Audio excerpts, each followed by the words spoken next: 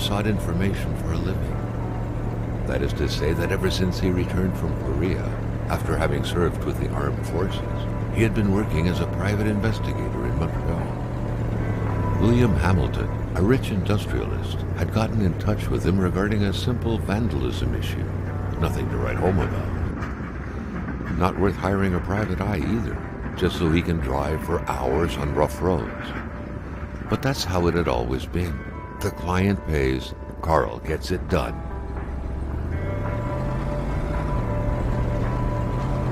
They had set up to meet at the general store, his client's business. Well, actually, the entire village had William Hamilton's name written all over it.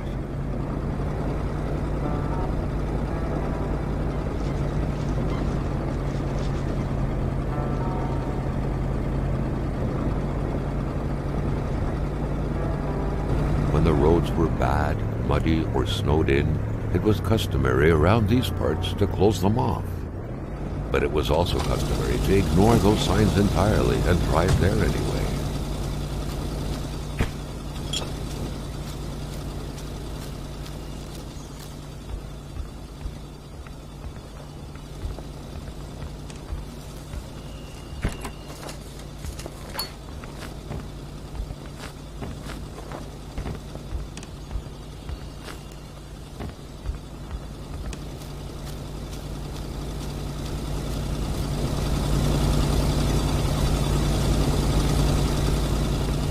Hamilton never mentioned a road-blocking barrier.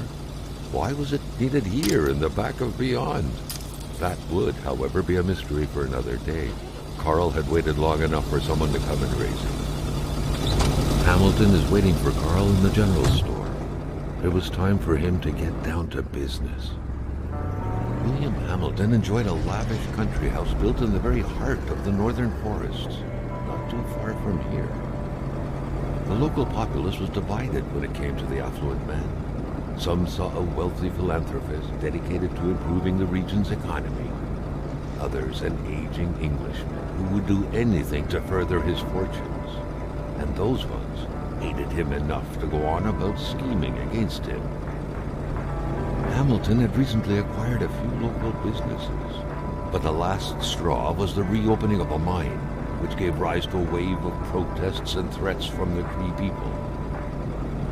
Given these circumstances, Carl reckoned that a good number of people must be feeling compelled to oppose Hamilton in one way or another. So far, only the industrialist's house had been a target, but soon enough, Carl thought, the target would become the man himself.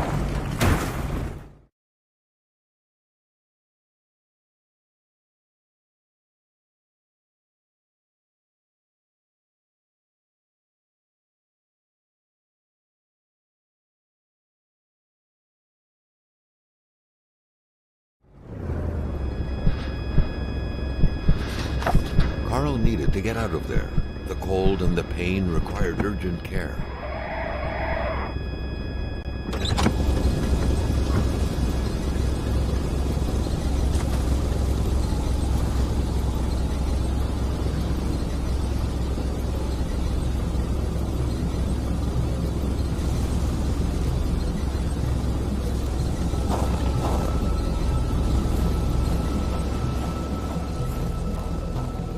The driver had taken off.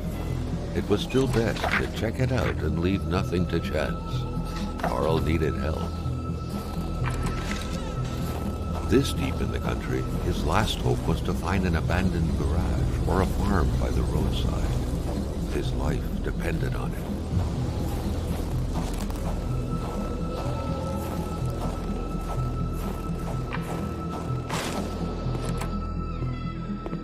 Even better than he had hoped, Carl Faubert had succeeded once more and was now on his way to new adventures.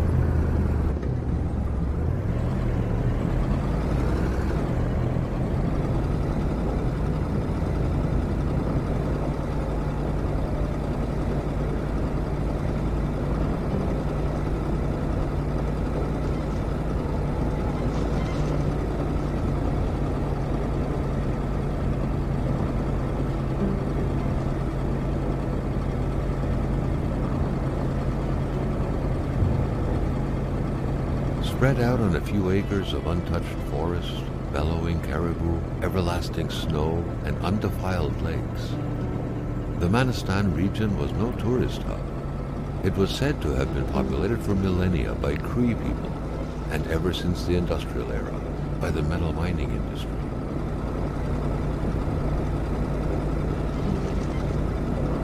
The truck was running on fumes. Good thing that the general store was close by.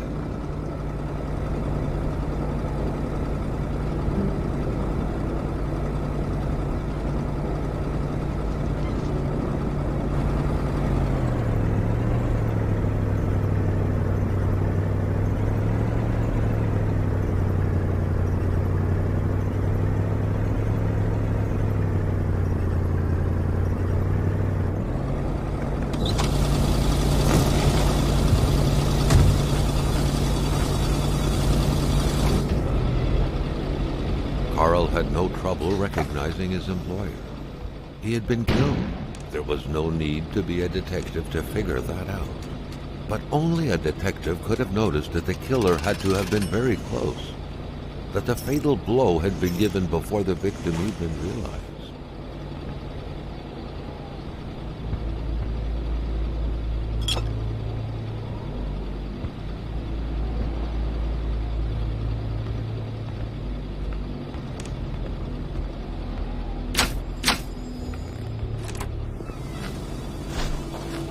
Maintaining his composure, Carl recalled something from his military training.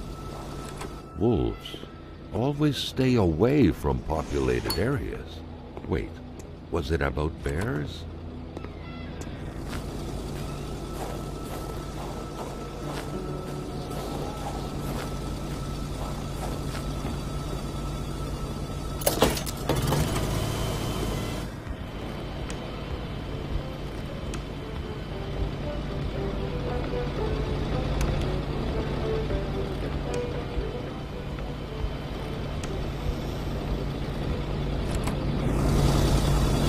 The murder weapon.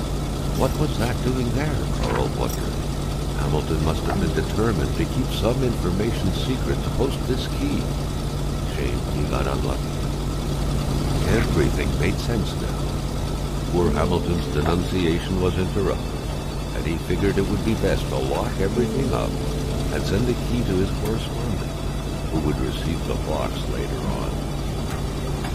Clever, but not enough. That's what happens to ordinary people playing spy.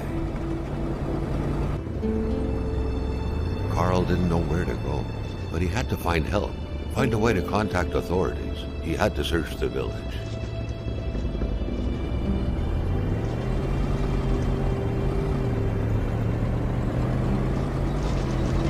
Carl felt that the store and its surroundings still held their secrets, and he didn't like to miss out.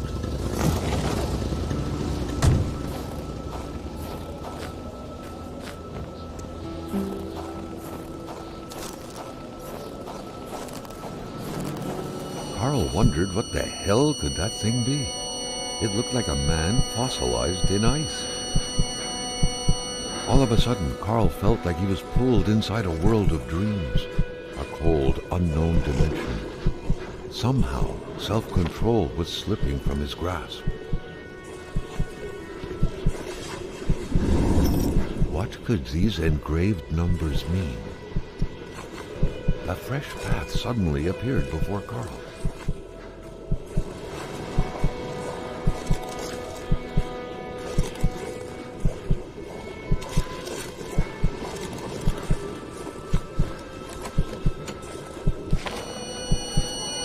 Carl had that feeling you get when you immerse your frozen hands in hot water.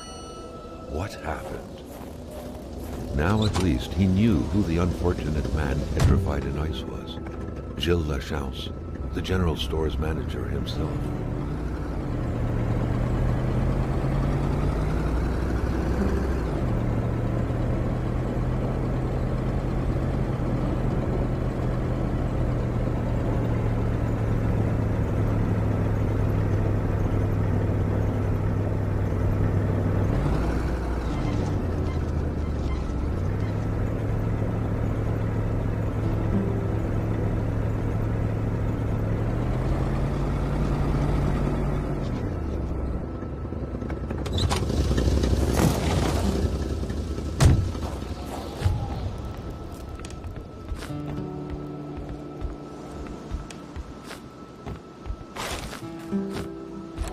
The air was freezing, right down to the bone. Carl felt a cool, tingling sensation in his back. Another vision took over him. Something was hidden under the stairs. The man grabbed his rifle. Carl felt a sense of dread in him.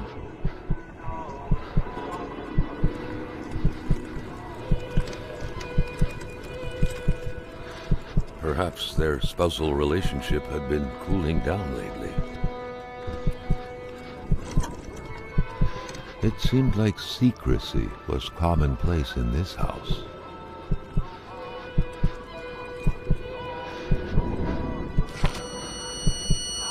The vision's veil was lifted, and he was back to reality. A reality in which Giselle, Gilles' loving spouse, was motionless, frozen in ice.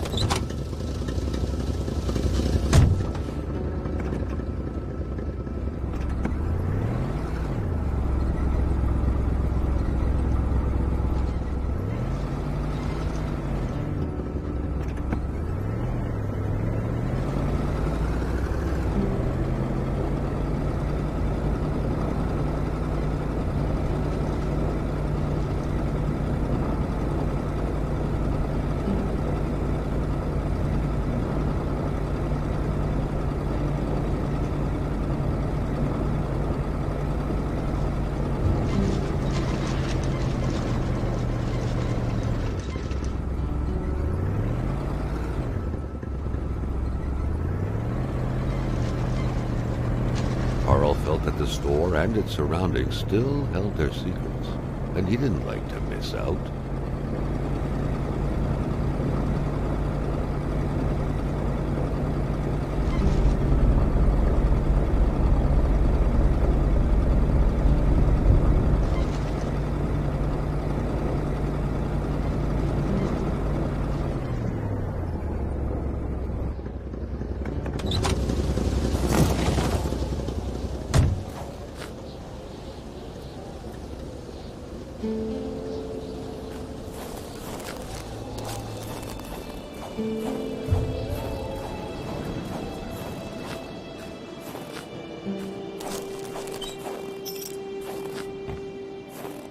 In spite of Dr. Beaupre's goodwill, the place didn't look much like a physician's office. It could easily be mistaken for a sewing shop. The good doctor, flanked by his beautiful spouse. Pure happiness captured on cardstock. Carl recognized this woman's soulful eyes. Was it Dr. Beaupre who had hit him head-on at the village border?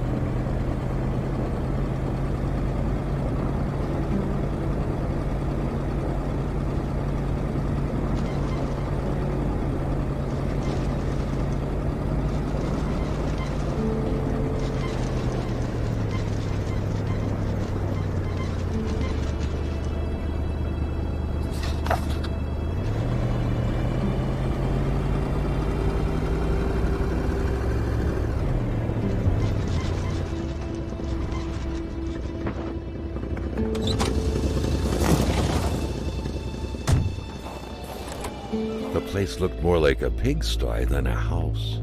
A heavy stench of curdled milk, cheap alcohol, and boiled cauliflower filled the air.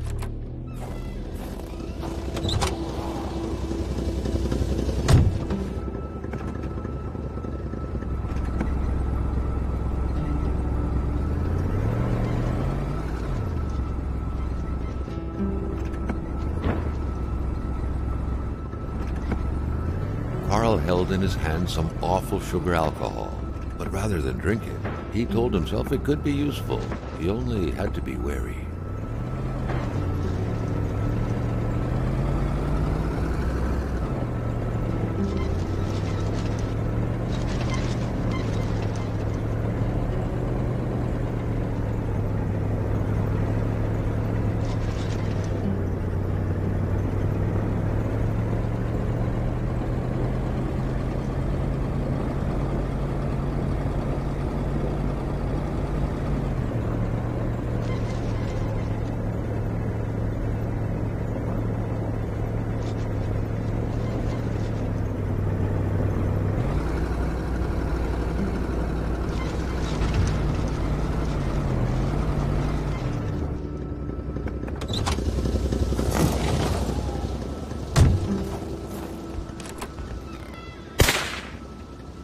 mon bonhomme.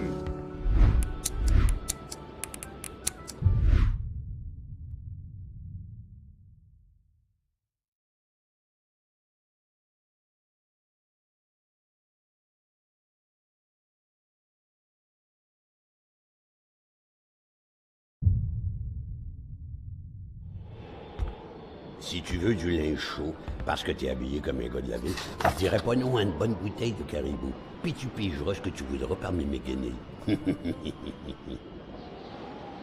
Oh, quand on cherche, on trouve. Parce que je t'aime bien, à cette heure, je vais te dire quelque chose.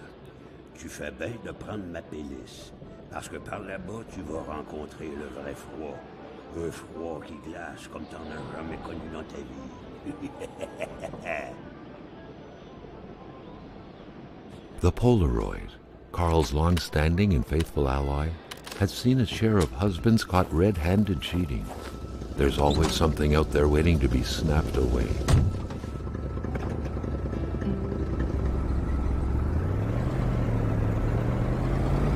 Health is what mattered most, and the old man's coat made sure of that.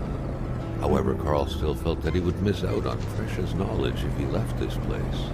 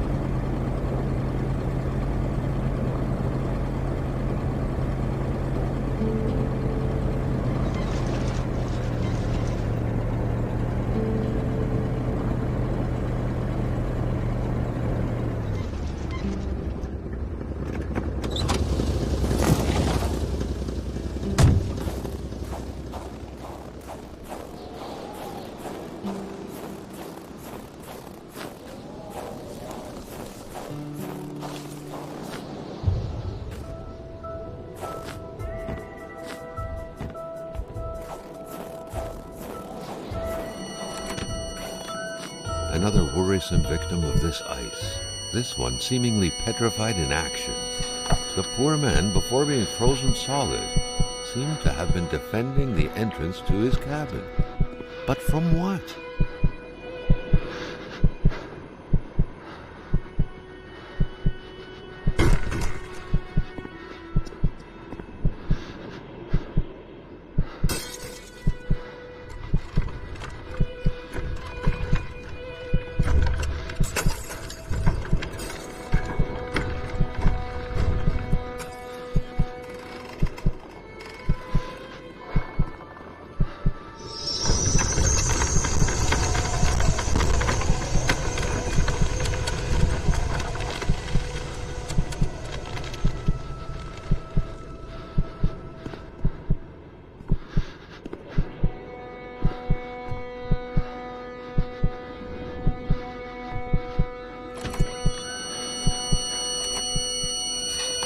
Something very important must have been in there for the man to take such time and effort to hide it. But Carl didn't know how to reach it.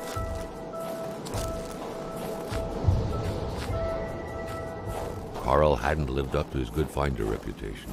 He still hadn't found any of the wealth contained in Lamotte's lands.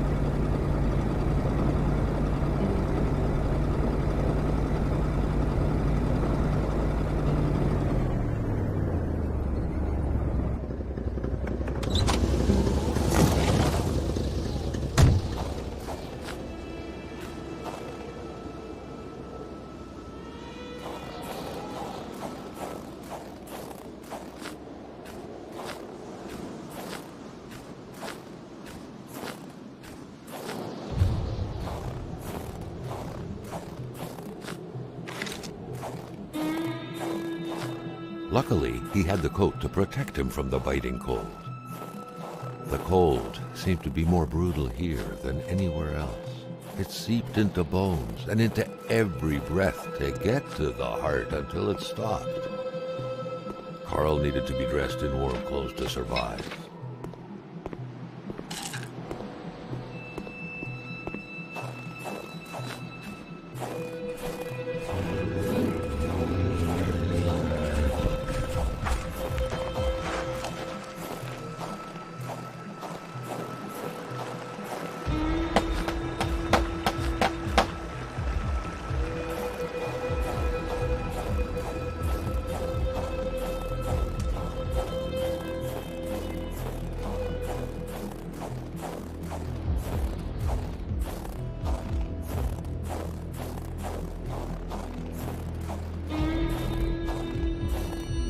Another instance of this magic ice.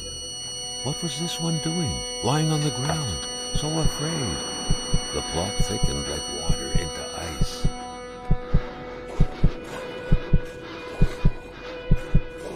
He had been running in fear from something creeping towards him, against which he couldn't do anything, only to end up like this, petrified and cold.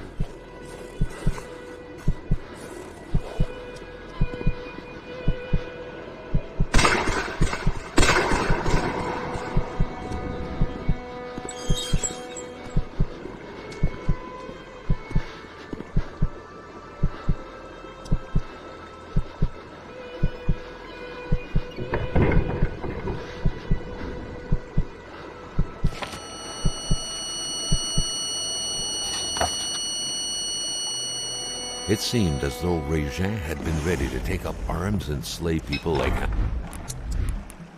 Hamilton. Could he have committed murder for his cause? Who could have gotten killed in front of his very eyes? Carl suddenly felt observed. He was worried about a presence around him.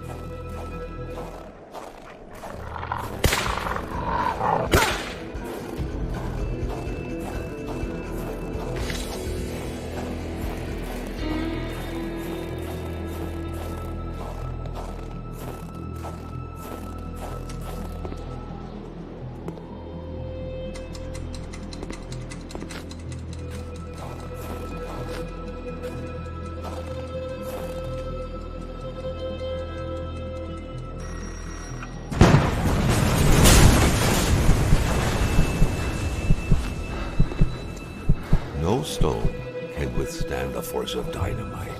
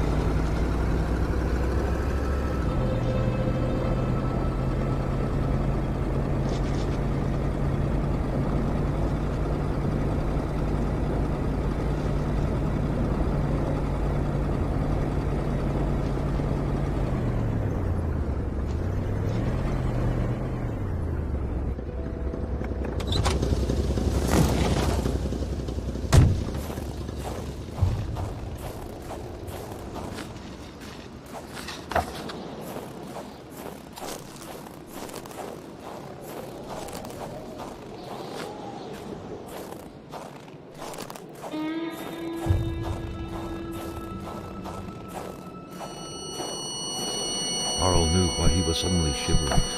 He was going back to the realm of visions. Carl had no issue recognizing the spirit-like figures, but he couldn't figure out what they wanted from him. The phantom, freed of reality's shackles, vanished in the forest. Earlier, Carl had witnessed a tragedy that befell it. Another phantom disappeared in the wilderness. Carl had seen what happened to it too. A third phantom gently faded away. Carl noticed that as the cursed villagers finally left reality, he could feel a sense of unburdening exuding from them in an almost intimate way. The last phantom, lost in solitude up until now, joined the others in the forest's darkness, free at last to enjoy an eternal, well-deserved slumber. Carl was only beginning to understand the horror which had struck his village. He understood that the dead were piling up and that he couldn't help them by himself. The road was clear for him. He needed to push further north, and fast, to find help.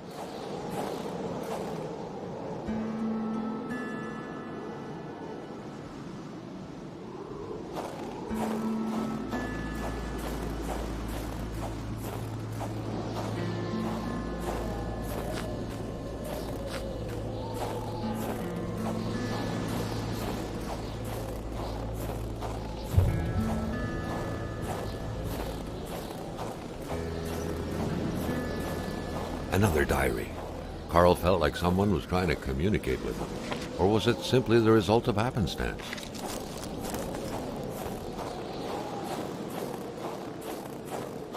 Carl had found what he was looking for. He needed to get back on the road.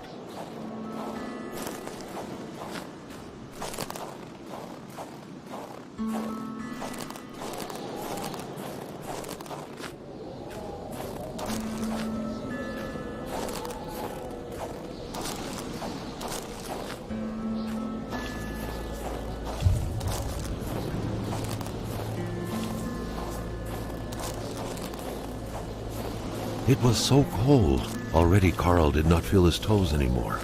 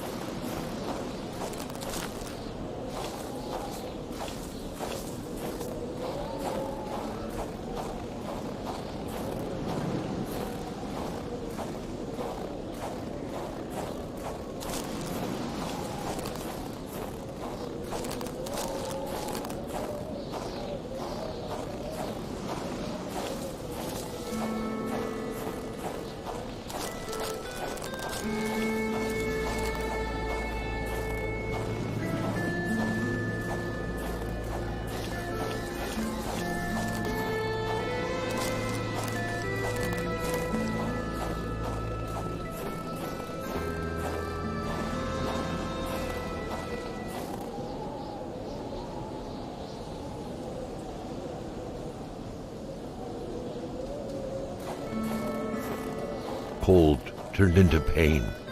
Carl needed to find someplace warm.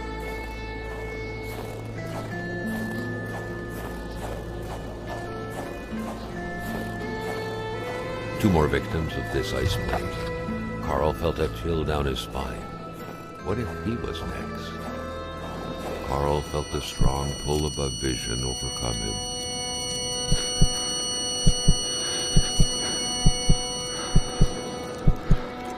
Woman,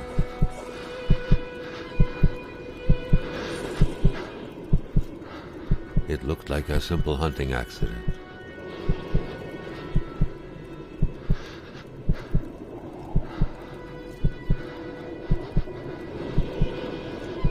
There was Hamilton. Carl recognized him.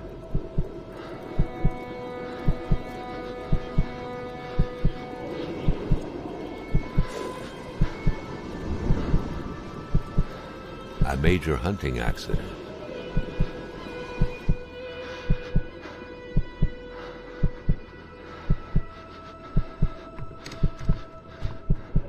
The doctor examined the young woman.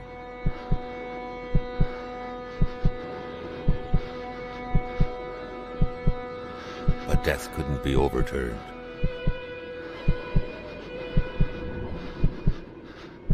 She was dead.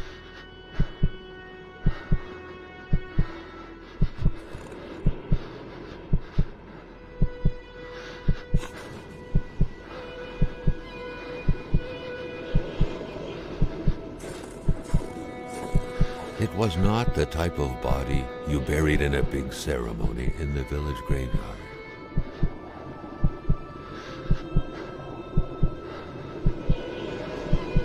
It had to be hidden.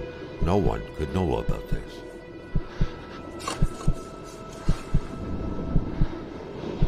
The best way to do that was to have a simple-minded man bury the poor girl, Lamotte, the mechanic.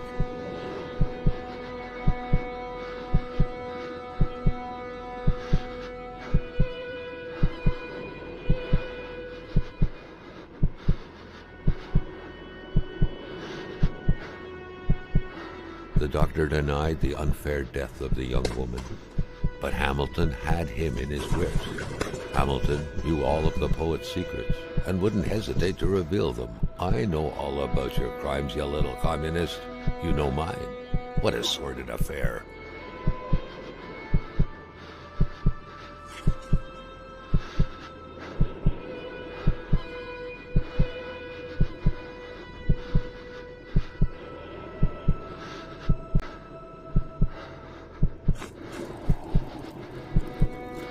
Carl understood the ins and outs of the affair. A woman had been killed in an unfair accident, and a young warrior had damned himself to avenge her.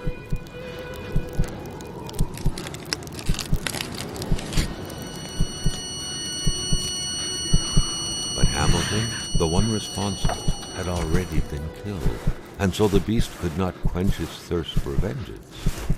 And now, recklessly, Carl had pulled the bolt from the beast's heart.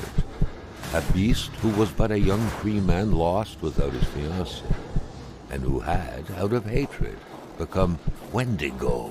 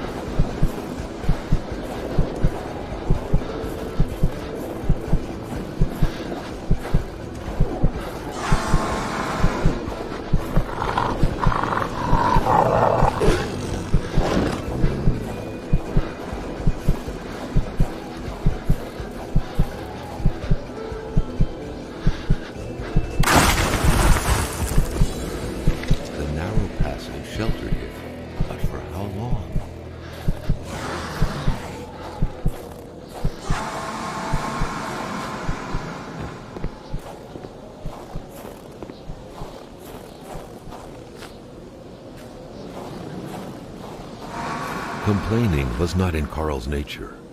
It would take more than light injuries to interrupt his investigation.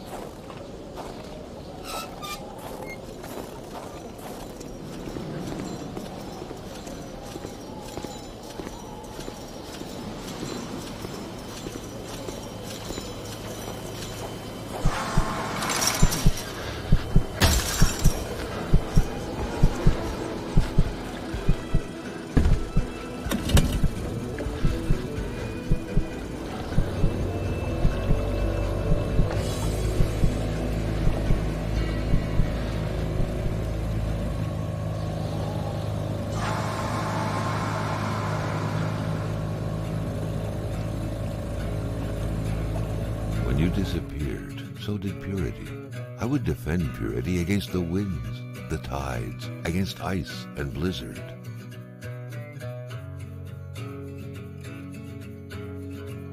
Could it be that all this was but a story of justice and vengeance?